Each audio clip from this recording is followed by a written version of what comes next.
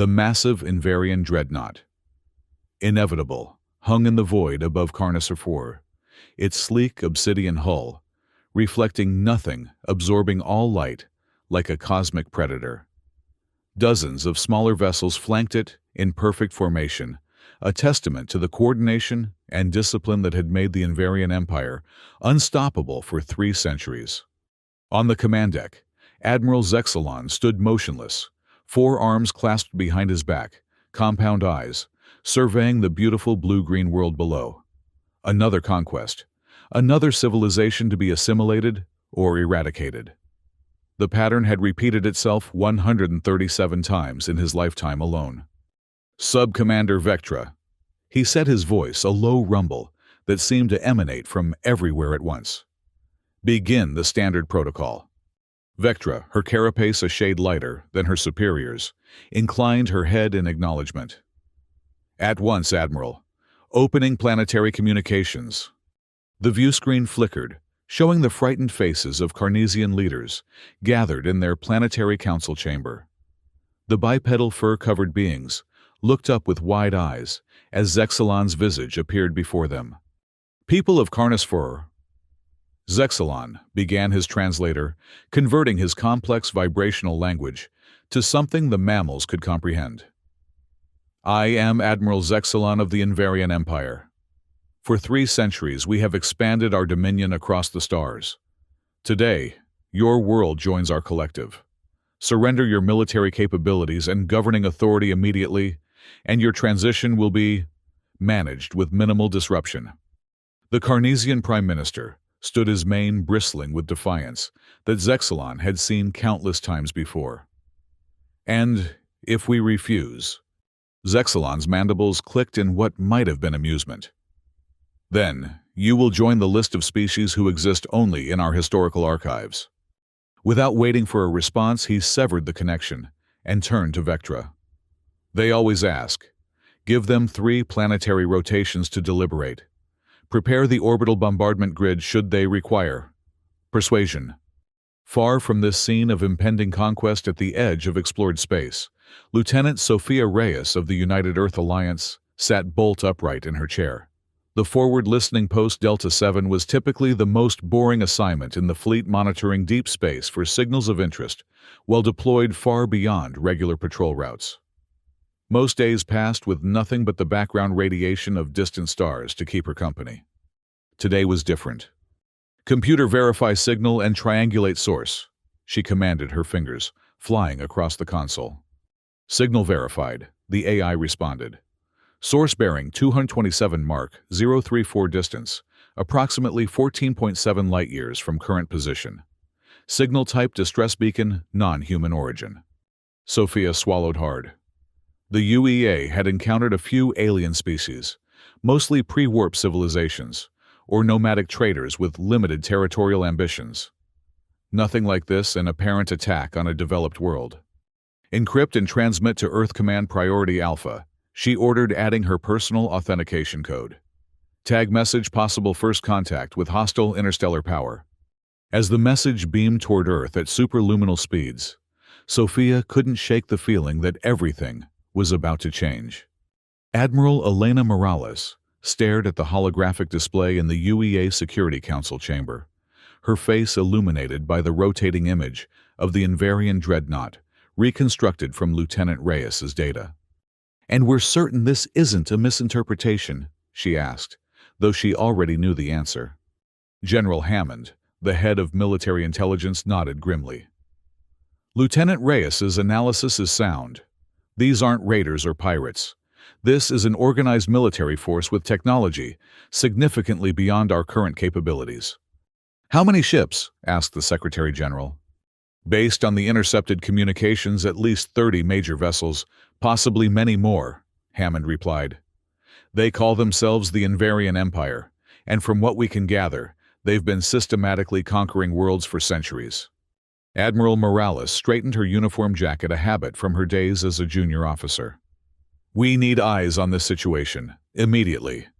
The UEA Aurora is the closest vessel with adequate stealth capabilities, offered Captain Juarez, Fleet Operations Coordinator. Captain Raj Patel commands her. He's experienced, level-headed. Send the orders, Morales decided. Observe only. We need to understand what we're dealing with before we even consider engagement. Captain Raj Patel felt the weight of responsibility settle over him as he processed his new orders.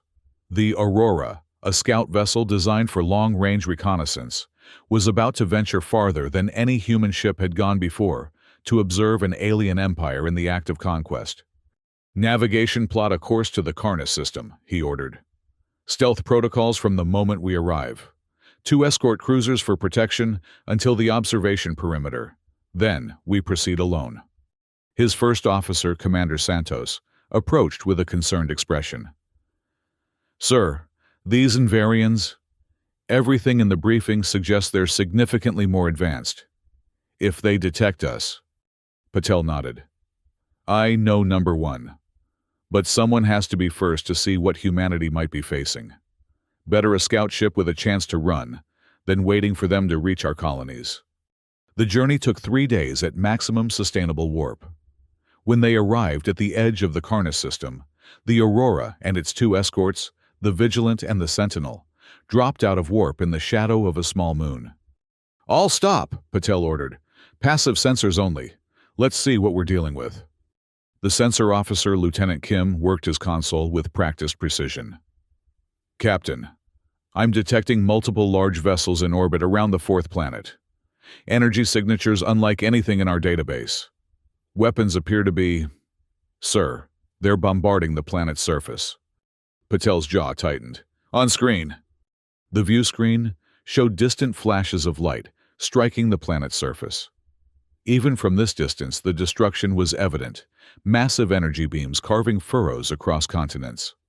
My God, whispered Santos. They're not just conquering, they're... exterminating, Patel finished. Record everything. Earth needs to see this. But before they could complete their observation, alarms blared across the bridge. Energy spike, shouted Kim. Something's locking onto... The sentence was never completed. A brilliant beam of coherent energy sliced through space, striking the Vigilant amidships. The cruiser didn't explode, it simply ceased to exist, atomized in an instant. Evasive maneuvers, Patel ordered. Maximum warp, get us out of here. Sir, the Sentinel, began Santos. We can't help them, Patel said grimly, as a second beam lanced out, narrowly missing the Aurora, but striking their remaining escort. Execute warp now. As the stars stretched around them, Patel made a decision. Communications, send everything we've recorded back to Earth, and add this message, they conquer all. We may be late, but we'll fight. The Aurora would make it back to Earth, but Patel knew humanity had just been put on notice. The age of peaceful exploration was over. In the wake of the Aurora's return, Earth erupted into frantic activity. The Security Council convened an emergency session, colonial governors demanded protection, and military installations worldwide went to high alert. Admiral Morales stood before the assembled leadership of Earth and its colonies, her expression grim but determined. The Invarian threat is real, immediate, and beyond our current defensive capabilities, she stated flatly. But humanity has never faced a threat without rising to meet it. She gestured, and a hologram appeared, a sleek warship, unlike the current UEA fleet designs. This is the Defender, a prototype vessel incorporating our most advanced technologies. Stealth systems, enhanced shields, and weapons designed based on theoretical principles we've never had the urgency to develop fully. Until now. A murmur ran through the assembly. I am activating Reserve Fleet Alpha and commencing immediate construction of 10 vessels based on the Defender prototype. But we need time that one ship might buy us if deployed immediately. Who would command such a mission? Asked the Secretary General. It would be nearly suicidal. Admiral Morales's gaze swept the room. Commander Eric Wells. His tactical innovations during the Proxima incident saved thousands of lives. If anyone can use this ship to maximum effect, it's him.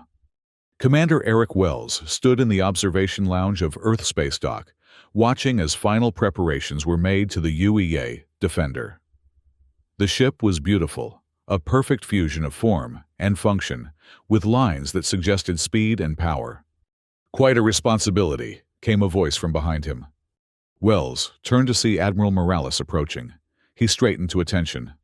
"Admiral." "At ease, Commander," she said with a small smile. "You've read the mission parameters." "Yes, ma'am. Observe Invariant fleet movements, gather tactical data, avoid engagement unless absolutely necessary." He hesitated. "Permission to speak freely." "Always." "These Invariants destroyed one of our ships without warning or provocation. They're systematically eradicating entire civilizations. Observation seems insufficient." Morales nodded her eyes, never leaving the Defender. "I understand your frustration, Eric. But we're facing an empire that has conquered worlds for centuries. One ship, even the Defender, can't stop them. What you can do is give us the information we need to prepare and, perhaps, create some uncertainty in an enemy that has known only victory." Wells considered this. "You want me to be a ghost, to let them know they're being watched, that humanity isn't as predictable as the species they've conquered before." "Exactly," Morales confirmed. "I've approved your requested crew assignments. Lieutenant Amber Garrett for tactical. Her simulator scores are unmatched. Brad Miller for engineering.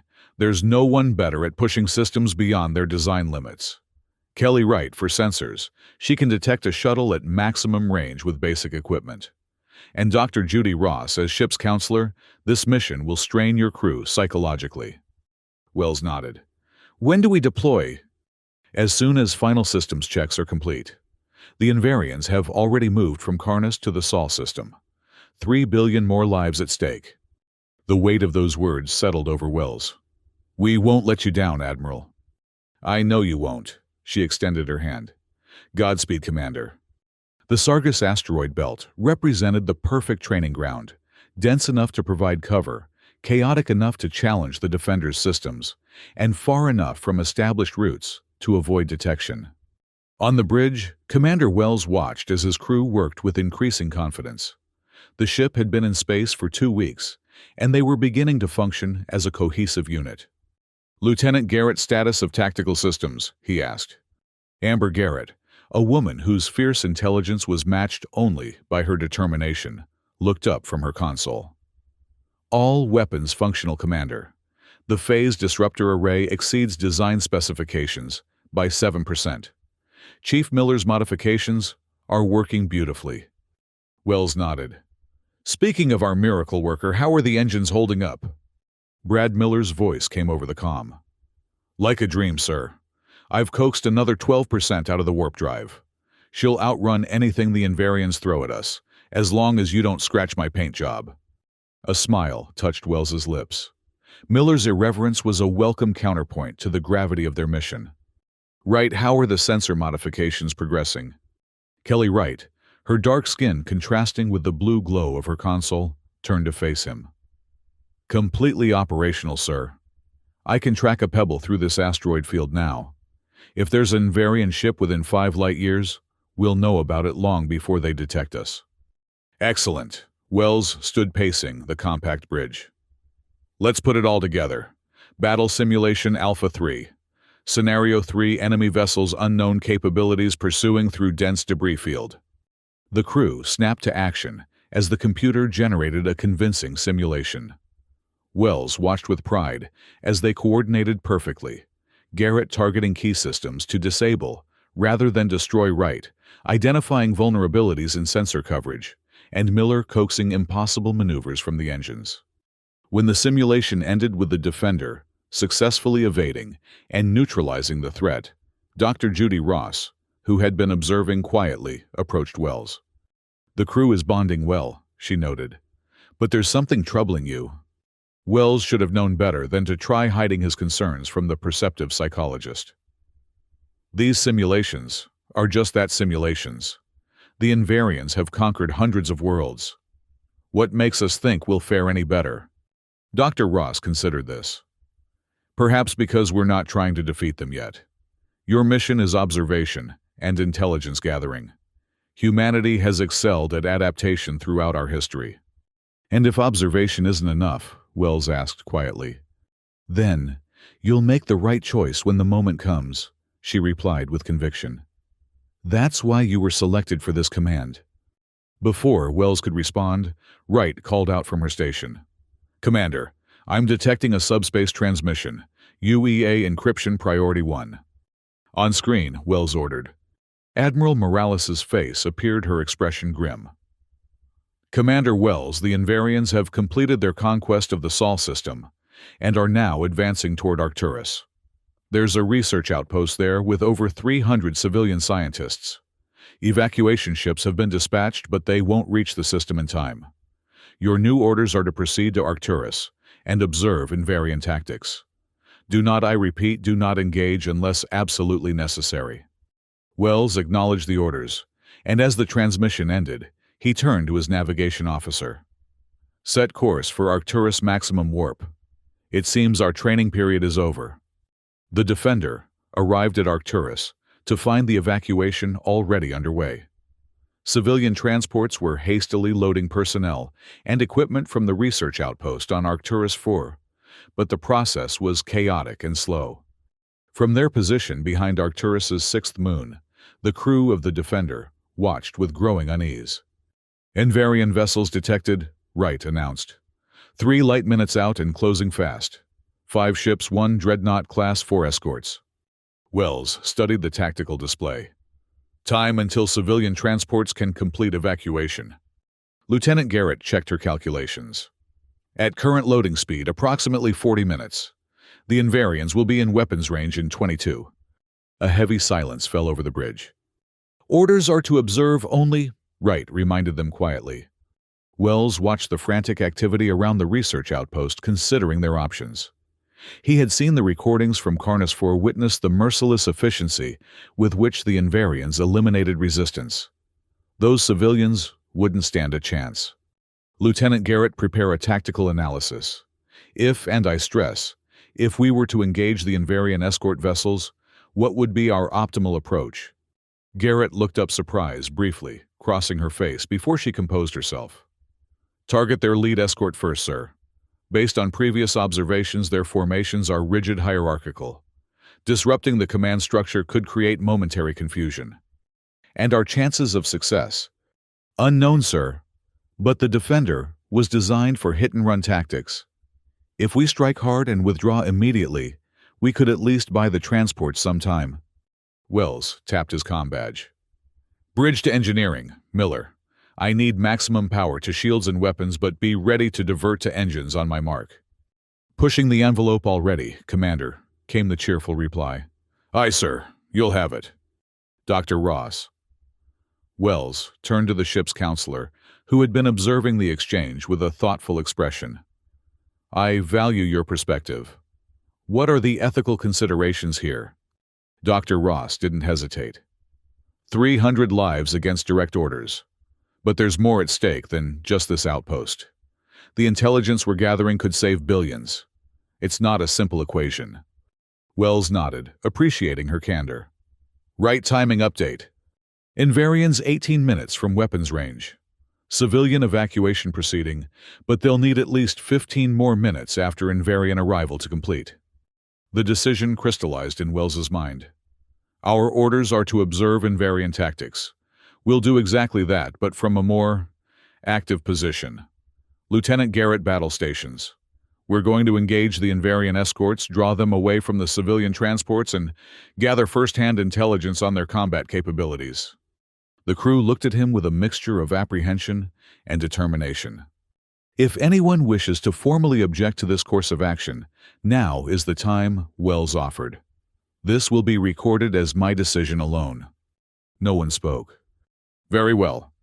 Wells took his seat in the command chair. Helm, plot an intercept course. Let's show these conquerors that humanity won't stand idly by while innocents are slaughtered. The Defender surged from its hiding place shields at maximum weapons, hot. As they approached the Invarian formation, Wells felt a strange calm descend over him. Right or wrong, this was the moment that would define his command, the moment humanity announced its refusal to be conquered. Target lead escort, he ordered. Fire when ready. The Defender struck like lightning from a clear sky. Its phase disruptor beams technology, the Invarians had never encountered, sliced through the lead escort shields, as if they weren't there. The vessel shuddered, listing to port, as secondary explosions bloomed across its hull. Direct hit, Garrett announced, her fingers dancing across the tactical console. Their shields are reconfiguring, attempting to adapt. Evasive pattern Delta, Wells commanded. Circle back and hit their propulsion systems before they can compensate. The Defender pivoted impossibly, its advanced engines responding instantly to the helm. A second volley struck the damaged escort, targeting its engine nacelles with surgical precision. On the view screen, Wells watched as confusion rippled through the Invarian formation. The remaining escorts broke their rigid pattern, attempting to protect the stricken vessel and locate their attacker simultaneously. "They're transmitting in all directions," Wright reported from her sensor station. "I think we've genuinely surprised them." "The Dreadnought is changing course," Garrett warned. "Moving to support the escorts. Energy buildup detected, they're preparing to fire." "Evasive pattern Omega," Wells ordered. "Miller, I need everything you can give me to the engines." "You've got it, sir," came the immediate response. "But we can't take a direct hit from that monster." The Defender twisted through space as a massive energy beam passed through the space they had occupied milliseconds earlier. The power of the weapon was evident. It continued onward, striking an asteroid in the distance and reducing it to dust. "Status of civilian evacuation," Wells demanded. Wright checked her readings. "Last transport lifting off now. Estimated time to warp capability 3 minutes. "They need more time," Wells muttered. "Garrett, target the second escort. Fire everything we've got, then prepare for immediate withdrawal." The Defender's weapons found their mark, crippling the second escort and throwing the Invarian formation into further disarray. But the Dreadnought was turning, bringing its main weapon to bear once more. "Sir, they're locking onto us," Wright called out. "Execute emergency warp jump," Wells commanded. "Random coordinates, just get us out of their firing solution." The stars stretched momentarily as the Defender leapt to warp, narrowly avoiding destruction. When they dropped back to sublight seconds later, they were on the far side of the Arcturus system. "Damage report," Wells ordered. "Minor shield depletion, but otherwise unharmed," Garrett reported, unable to keep a note of triumph from her voice. "Sir, that was reckless," Wells finished for her.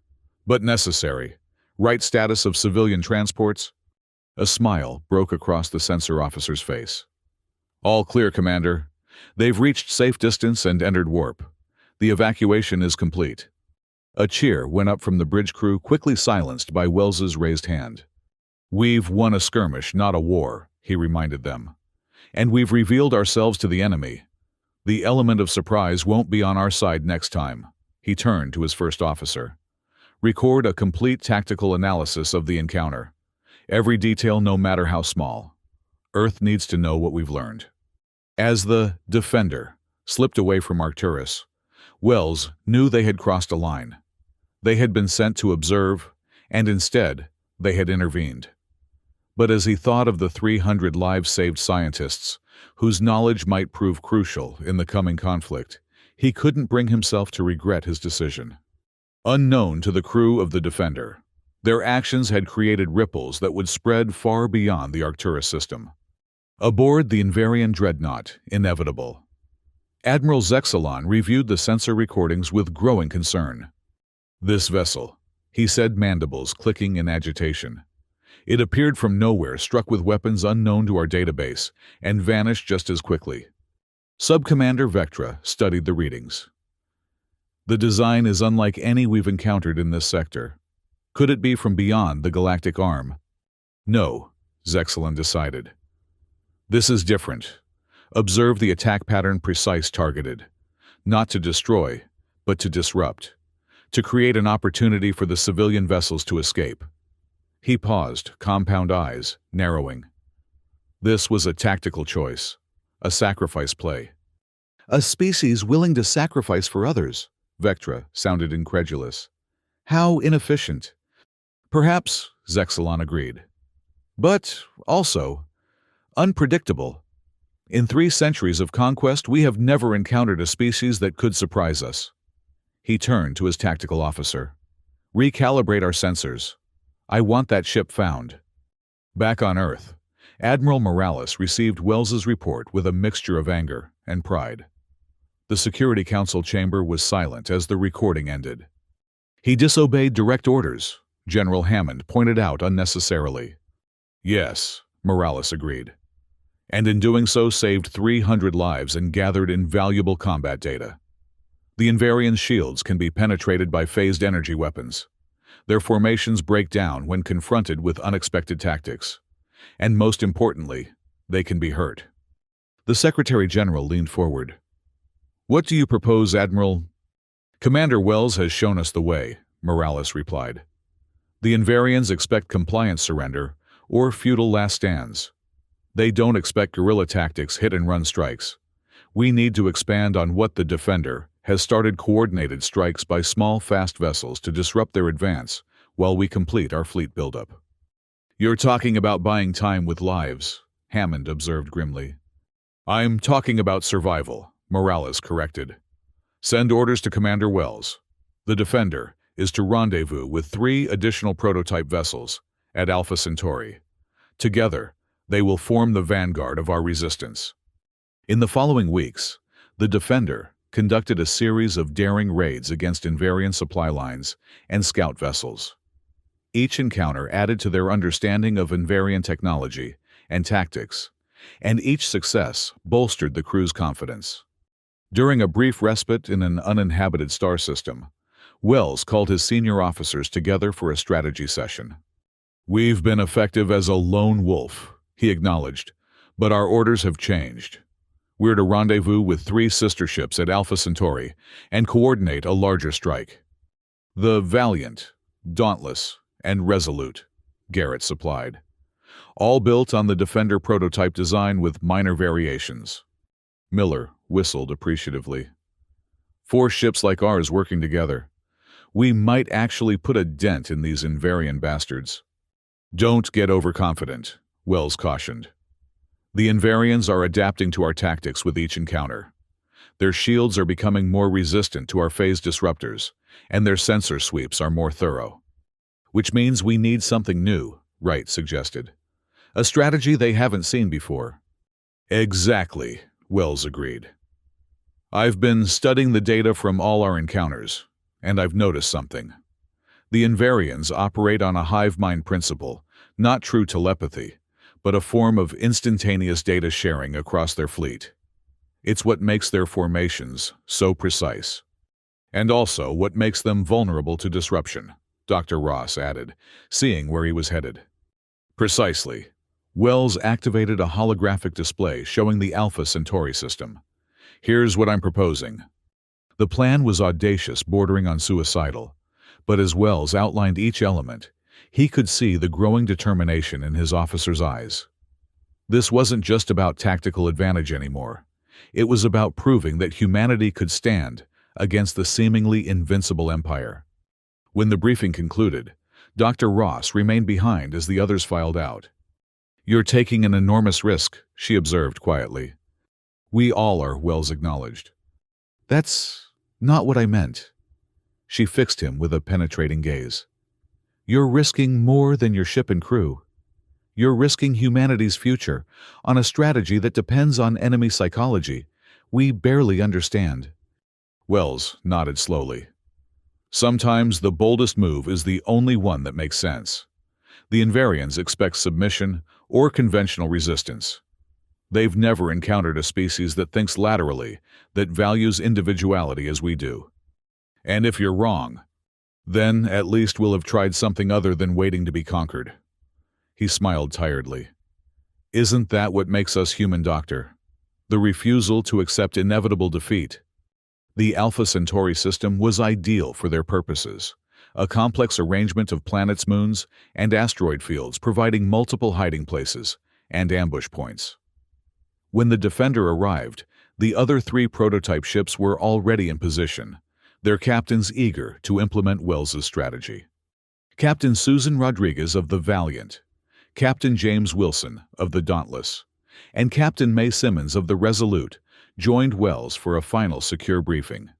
The Invarians are approximately 12 hours from arrival, Wells informed them. According to our intelligence, they've diverted a significant portion of their fleet to deal with us 1 dreadnought and 6 escort vessels. They're taking us seriously, Simmons noted, with grim satisfaction. More seriously than we'd like, Wells corrected. Which is why timing is everything. Are your ship's modifications complete? All 3 captains confirmed their readiness. Each vessel had been equipped with specialized devices, designed by Miller signal jammers, that would temporarily disrupt the Invarians' hive mind communication network. Remember, we're not trying to destroy their fleet, Wells emphasized. That's beyond our capabilities. We're creating confusion, gathering data, and demonstrating that humanity won't be an easy conquest. And if we get the chance to do more than that? Rodriguez asked the question, hanging heavy in the air. Wells met her gaze steadily. Then we take it, dismissed. As the captains returned to their vessels, Wells stood alone in the briefing room, feeling the weight of countless lives on his shoulders.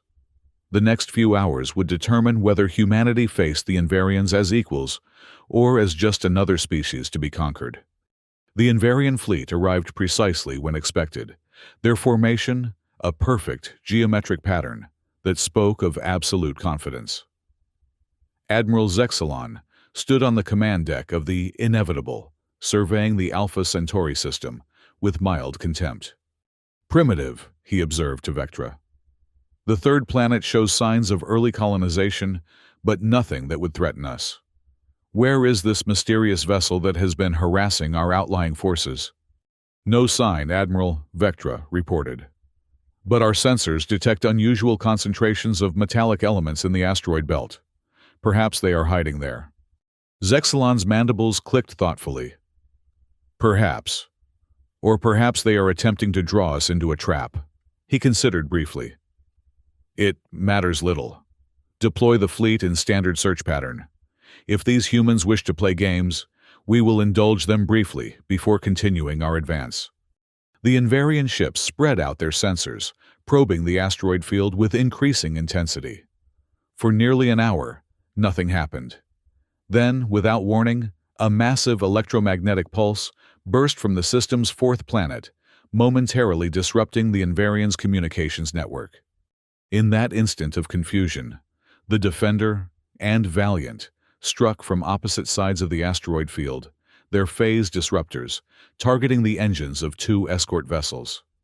Before the Invarians could respond, both attacking ships had vanished again, using the asteroids for cover. Coordinated attack, Vectra exclaimed. 2 vessels, possibly more. Maintain formation. Zexalon ordered, his composure unshaken. They seek to draw us apart. We will not. A second electromagnetic pulse, stronger than the first, interrupted him. This time, the Dauntless and Resolute emerged from hiding, striking at different points in the Invarian formation, before disappearing once more. For the first time in his long career, Zexalon felt a flicker of genuine uncertainty. These humans were not fighting according to any doctrine he had encountered before. They were not standing their ground, or fleeing in panic. They were dancing around his superior force, striking at will, then fading away. Admiral, Vectra's voice, had taken on an unusual urgency. The damaged escorts are reporting shield failures. 2 more vessels are showing propulsion issues. This is unprecedented. Zexalon's compound eyes narrowed. Recall all vessels to defensive positions around the Inevitable. We will use our superior firepower to create a kill zone.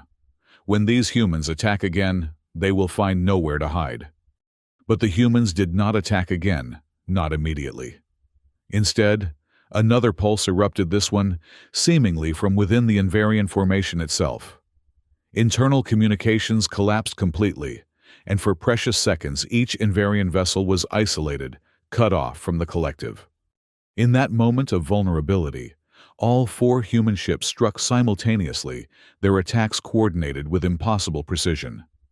The Defender led the charge, diving straight toward the Inevitable itself, while the other vessels engaged the escorts. On the bridge of the Defender, Wells watched as their plan unfolded. Status of the Dreadnought's shields. Holding but fluctuating, Garrett reported. Their adaptive algorithms are struggling without the complete network to draw upon. Right status of the gas giant operation. Right checked her readings. All drones in position, Commander. Gravitational lensing effect active and stable. Wells nodded satisfaction evident in his expression. Execute Phase 2. The Defender abruptly changed course, diving toward the massive gas giant that dominated the system. Behind them, as expected, 2 of the Invarian escorts broke formation to pursue. They're following, sir, Garrett confirmed. Closing rapidly. Hold course, Wells instructed. Take us into the upper atmosphere exactly as planned. The Defender plunged into the swirling clouds of the gas giant, its shields straining against the sudden pressure and turbulence. The pursuing Invarian vessels followed without hesitation, their superior firepower giving them confidence despite the unfamiliar terrain. Hull temperature rising, Miller reported from engineering. Shields at 82% and dropping. Whatever you're planning, sir, I suggest you do it quickly. Almost there, Wells replied, his eyes fixed on the tactical display. Right status of the gravity lens. Fully operational, she confirmed. Ready on your mark. Wells waited until the Invarian vessels were fully committed to their pursuit, then gave the command now. Throughout the gas giant's upper atmosphere, specially placed drones activated simultaneously, creating a complex gravitational lensing effect. Space itself seemed to fold and twist around the Defender, creating multiple ghostly images of the ship. The confused Invarian vessels fired at these apparitions, their weapons passing harmlessly through empty space or worse, striking each other as the gravity lens redirected their energy beams. While the escorts were distracted, the Defender executed a desperate maneuver, using the planet's gravity to slingshot directly toward the Inevitable, which hovered just outside the atmosphere, its main weapon charging. We have one shot at this, Wells told his crew. Garrett, target their main weapon emitter. Miller, give me everything you've got to forward shields. Wright, keep that gravity lens functioning as long as possible. The Defender erupted from the gas giant's atmosphere, like a missile, all power diverted to weapons and forward momentum. The Invarian dreadnought, momentarily surprised by this suicidal charge, attempted to bring its main weapon to bear. But the seconds of confusion were all the Defender needed. Its phase disruptors, modified based on data from previous encounters, struck the dreadnought's main emitter with devastating precision. The resulting explosion cascaded through the Inevitable's weapon systems, causing secondary detonations across its forward section. The mighty vessel didn't explode. Invarian engineering was too robust for that, but it listed heavily, clearly crippled. Direct hit, Garrett shouted, unable to contain her elation. Their main weapon is offline. Get us out of here, Wells ordered. Maximum warp rendezvous coordinates. As the Defender streaked away, the other 3 human vessels completed their own attacks and followed suit, vanishing into warp before the remaining Invarian escorts could coordinate a response. On the damaged bridge of the Inevitable, Admiral Zexalon surveyed the destruction with disbelief. 4 small vessels had crippled his flagship and disabled or destroyed 3 escorts. Nothing like this had happened in the 300-year history of the Invarian Empire. Damage report, he demanded, his voice unnaturally quiet. Vectra, her carapace scorched from an electrical fire, consulted her damaged console. Main weapon offline. Propulsion at 40% capacity. Communications partially restored, but the fleet network is unstable. And the human vessels escaped to warp, Admiral. We have their general heading but cannot pursue at present. Zexalon stood silently for a long moment, his compound eyes fixed on the view screen where the Defender had been moments before. These humans, he finally said, they fight differently. Not for conquest or resources, but for each other. Their captains acted independently yet in perfect coordination. A tactical anomaly, Vectra suggested. We will adapt as we always do. Perhaps, Zexalon conceded. But I find myself uncertain. It was a word rarely spoken by any Invarian, much less an admiral. Signal the fleet. We will withdraw to repair and reconsider our approach to this sector. At the rendezvous point, the 4 human ships regrouped their crews, celebrating their improbable victory. The Defender had sustained the most damage, but even it remained combat-capable, a testament to Miller's engineering genius and the ship's advanced design. Wells was preparing a full report to Earth when Wright called out from her station, "Commander, multiple warp signatures detected. Hundreds of them." The bridge crew tensed, expecting a massive Invarian counterattack. But when the vessels dropped out of warp, a cheer erupted. They were human ships, an armada of unprecedented size, bearing the insignia of Earth and its colonies. Admiral Morales' face appeared on the view screen. "Commander Wells," she greeted him, barely concealing her pride. "I see you've softened up the enemy for us." Wells smiled tiredly. "Just following orders, Admiral. Observing Invarian tactics up close." "Very up close from what I hear," she replied, with a raised eyebrow. "Your data on Invarian vulnerabilities allowed us to accelerate fleet production beyond all projections. The miracle of a common enemy, every colony, every nation on Earth, contributing resources and personnel." Wright interrupted, her voice urgent. "Admiral Commander, the Invarian fleet is withdrawing from the system." Disbelief and hope mingled on the faces of the bridge crew. "Are they regrouping for a larger attack?" Wells asked cautiously. Wright studied her readings. "Negative, sir. Their course suggests a full strategic withdrawal, possibly all the way back to their previously conquered territory." Admiral Morales' expression turned serious. "They're reassessing.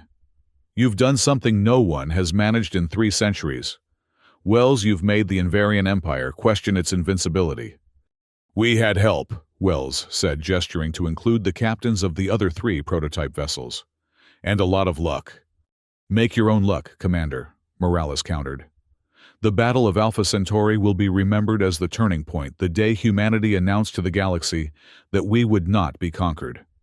As the combined fleet set course for Earth, Wells found a quiet moment alone in his ready room.